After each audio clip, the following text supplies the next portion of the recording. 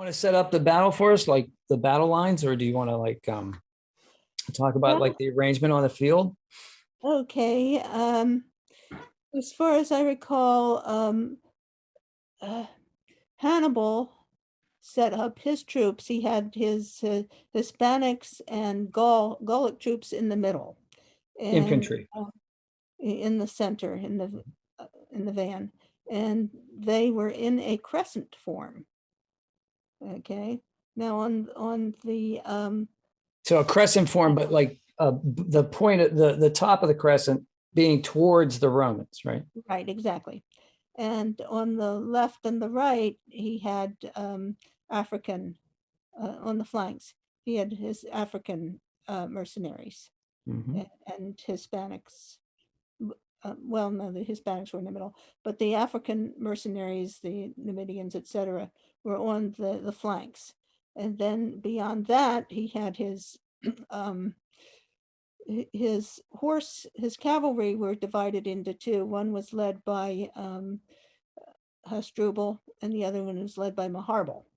And they were, the ones responsible for, completing the double envelopment. They kind of went around, outflanked the Romans, and eventually trapped the entire Roman cavalry.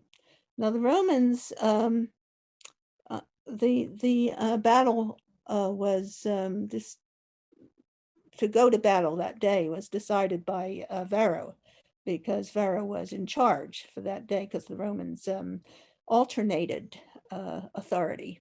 Okay. And But we should say that this was like the largest army that the Romans had fielded to this date. Is that correct? exactly, it was around 80,000. So normally a Roman army would be about 40,000. It would be Well, see, the Roman legion was about 5,000, usually less because it's, had some attrition here and there. right. And the Romans normally fielded about, 8 or 10 legions in the field. But with And then they would have allied legions that would be like right, with each about the same legion, size. there would be an auxiliary Latin or other, Italian legion. Gotcha. Anyway, but they had assembled some 80,000 men for this. And Varro arranged them according to first the skirmishers, which were called velites, and they did some light skirmishing, and then the maniples consisted of hastati, which hastati literally means spear, hasta means spear, and then principes, which were older and more experienced legions, and behind them the triarii.